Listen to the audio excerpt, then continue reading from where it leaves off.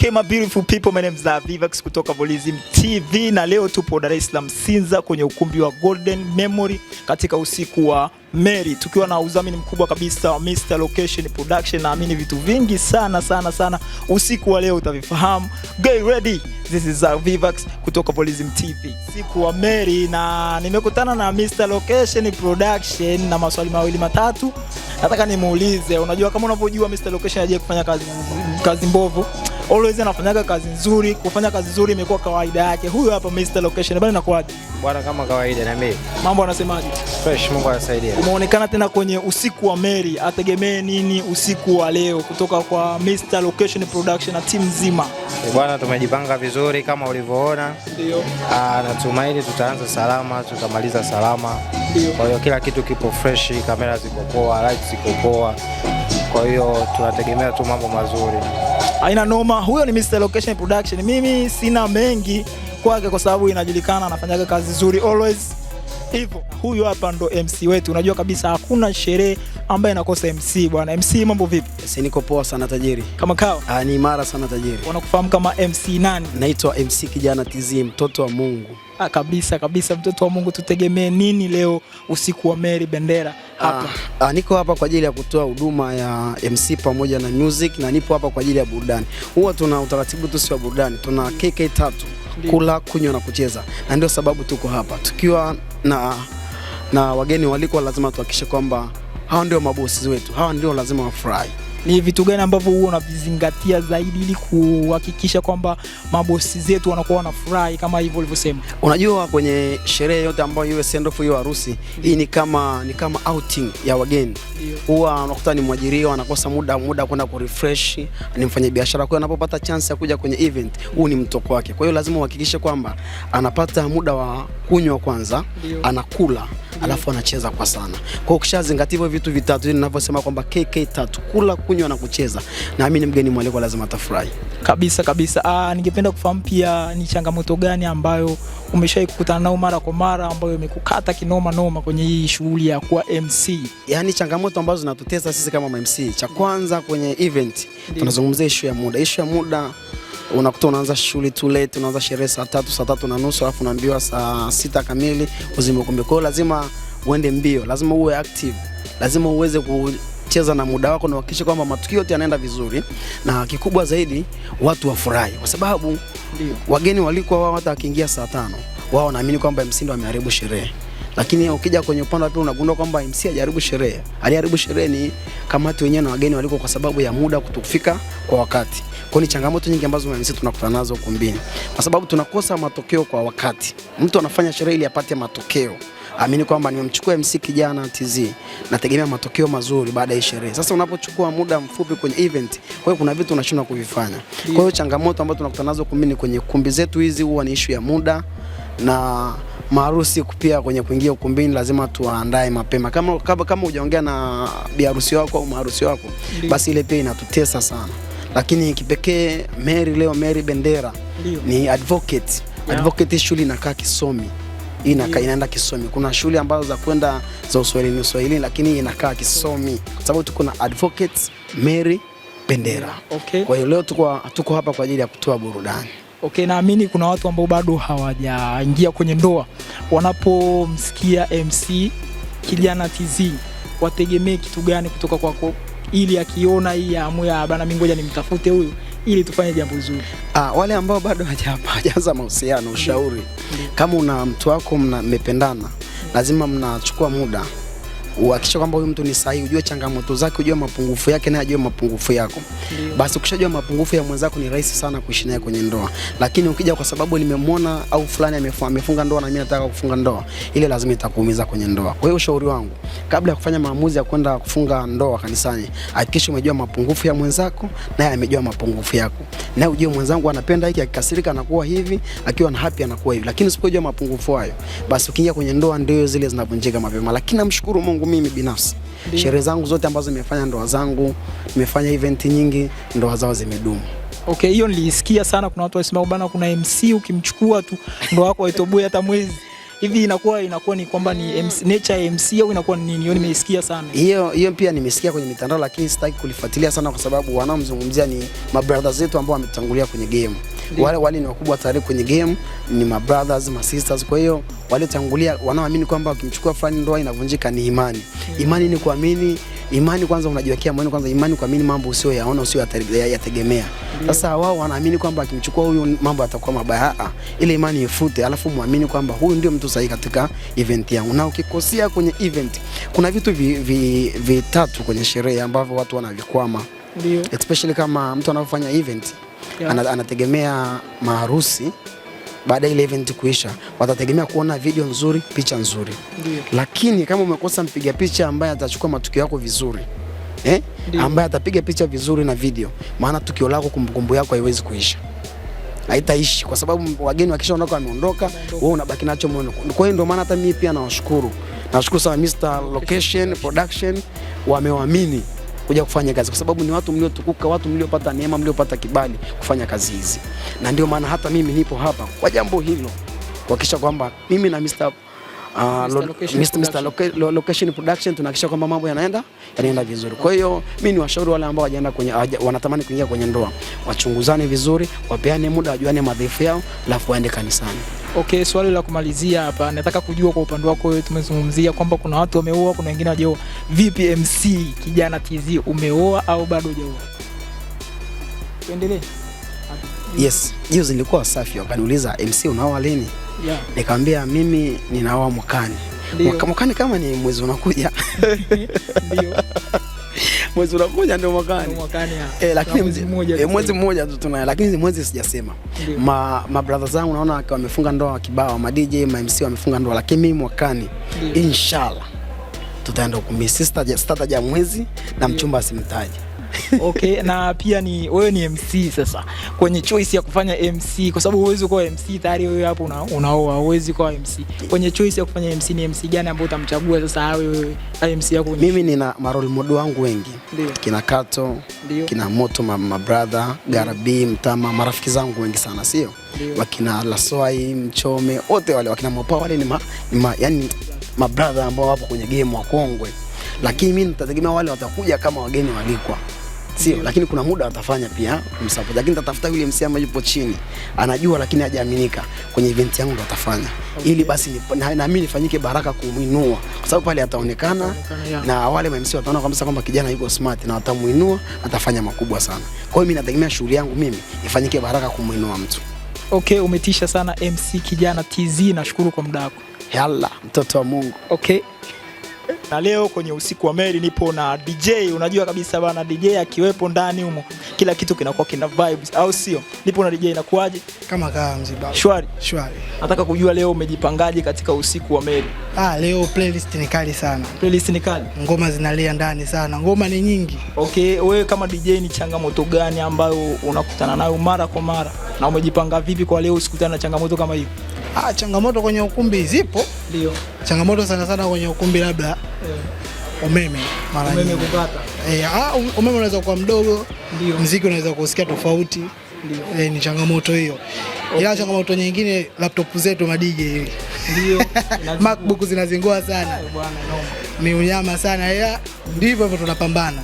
Okay, ningependa kujua kwenye kazi yako DJ ni nyimbo gani, ni playlist gani ambayo ikipigwa bana watu wanakuwa na vibe sana, na wewe unakuwa unajiandaa vipi ili kuhakikisha kwamba kila mtu anaenjoy na muziki mwondani? Kwa sasa hivi playlist ambayo utapiga au ngoma ambayo utaipiga watu wana vibe sana. Yeah. Nyimbo ya taifa. Makombolelo. Bana noma sana. Watu wanaruka nayo kinoma. Hiyo mzee baba, ukianza sherehe kuanzia mwanzo usipoipiga makombolelo lazima atakuuliza tu. Tunataka makombolelo. Bwana. Hiyo nyimbo kwenye playlist lazima iwepo. Before hapo ni nyimbo gani ambayo pia ulikuwa ukipiga bana unaona kweli kuna vibe huko ndani? Kwenye nyimbo nyingine baba mapiano inaenda sana. Okay. Tina Mwamposa. Hatari sana. Watu wanaruka nayo vibaya mno. Hiyo mwanangu, hiyo ikianza tu lazima usikie shangwe tu, lazima utasikia. Hamna siku imetokea labda ile umepiga alafu watu wa shangwe ukalewa sifa ukaribu? Hiyo hapana. Haijatokea. Hapana. Wewe unaruka na siwezi kwanza kuharibu kazi kwa sababu ukiharibu kazi kuna ile wana wanakubali, unaona yeye nimeshakubalika hapa alafu unajisahau. kwenye upande wetu sisi wa huku tunazofanya event hizi za maharusi, ukiharibu kazi unamwharibia na MC. Okay. Siku leo tupo na Mr. Location Production. Unaionaje Mr. Location Production kwenye kazi zake, labda ushai kuiona au ndo for the first time? Mr. Location nimeona naye karibia nadhani miaka mitatu nadhani. Mitatu. Vipi kuhusu ufanyaji wake wa kazi na unaonaje? Uhakika, picha ni unyama, video ni unyama. Ni uhakika. Kila kitu kinaenda fresh. Ni unyama sana. Okay, hapa swali la mwisho la kizushi kwa DJ wengi bwana, sehemu kama hizi lazima wataondoka na watoto. Vipi kwa upande wako, unachomokaga na mtoto nini? Sababu DJ unajua mambo ya vibe nene bila DJ. Kuchomoka na mtoto hamna. Bali DJ bwana, DJ kila saa macho kwa DJ. Hiyo unachukua namba nini? Inatokea. Ila wewe ufanyaje hivyo? Mimi nasema kama mposa. Aina ndio umetisha sana. Kama nilivyowaambia ni usiku wa Mary na naendelea kuwauliza wageni waalikwa maswali mawili matatu. Nipo na brother, mambo vipi? Salama, kwema. Kwema kabisa. Unaendeleaje? Nashukuru Mungu. Ningependa kufahamu wewe ni nani kwa upande wa Mary? Kaka mtu. Ni kaka mtu? Yes, kaka. Ni kitu gani ambacho unaweza kushare na sisi kuhusiana na Mary usiku wa leo ambao ni usiku wa Mary? Kwanza kabisa ni kuwakaribisha tufurahi pamoja, tusherekee pamoja katika sherehe hii ya dada yetu mpendwa, dada Mary au Manka. Ndio. Kipekee mimi nina furaha.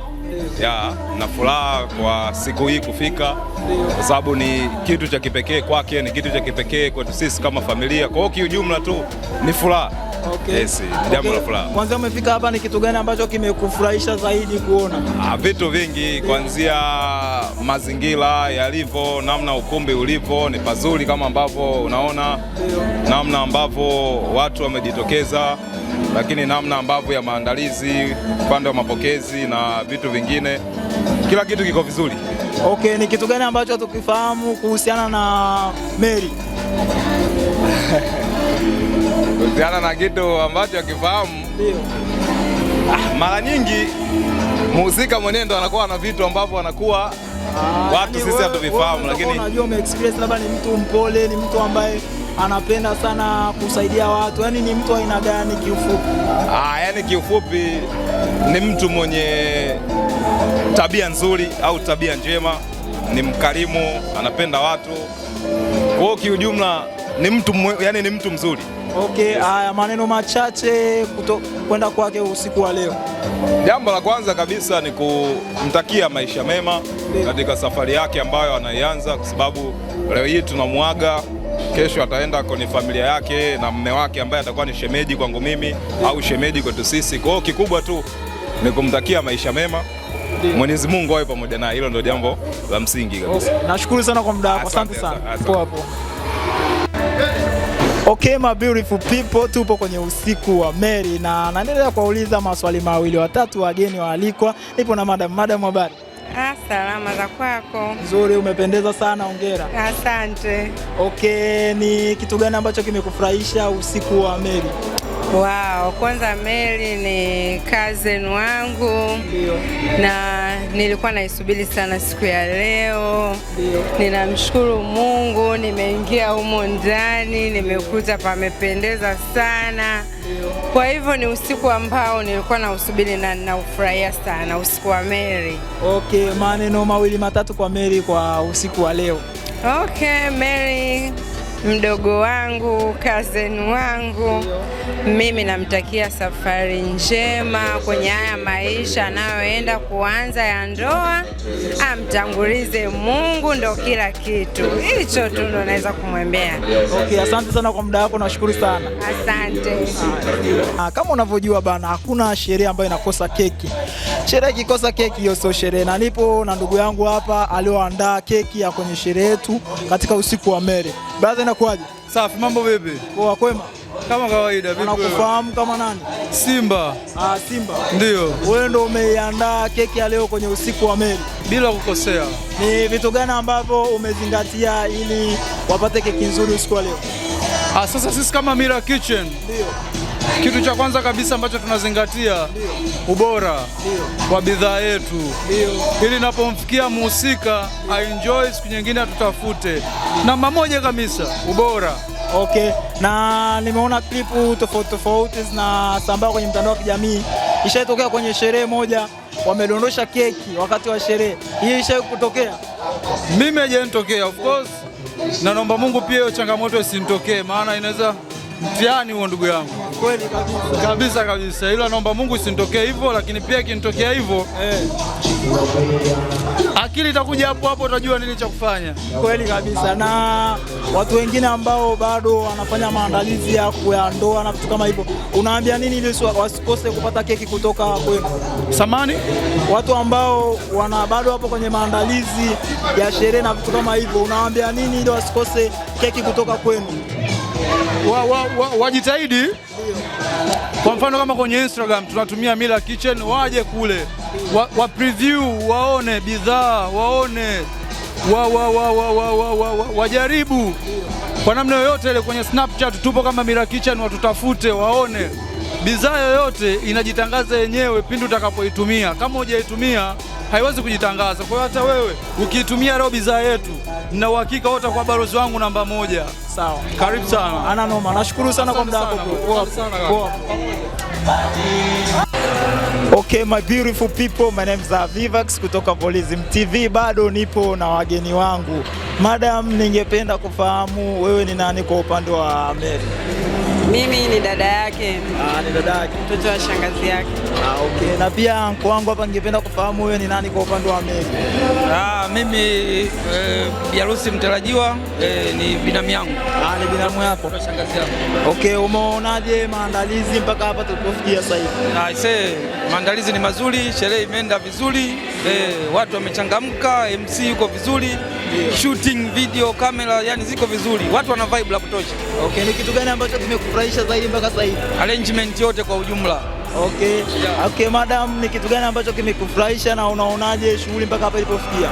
Yaani mimi kitu kilichonifurahisha sana ni kuona jinsi gani mdogo wangu amefurahia sherehe yake. Na wageni waalikwa wote wamekuja, wamefurahi, tumewahudumia vizuri, yaani kwa kweli tunafurahi sana. Okay, ni maneno gani mazuri utamwachia usiku wa leo? Mimi mdogo wangu namtakia heri na baraka kwenye ndoa yake. Cha msingi ambacho namuhusia mdogo wangu ni amshike Mungu tu. Neno la Mungu ndilo liwe kiongozi katika maisha yake. Nampenda sana mdogo wangu Mary. Hongera sana. Haya, asante sana. Pia anko wangu hapa, ni maneno gani utamwachia usiku wa leo? Mimi binamu yangu ninachomwachia ni kwamba aishi maisha ya kumpendeza Mungu, amtegemee Mungu kwa kila jambo, na maisha yake ya ndoa atakuwa mazuri zaidi. Asante sana, nashukuru sana. Asante sana. Okay, Vivax.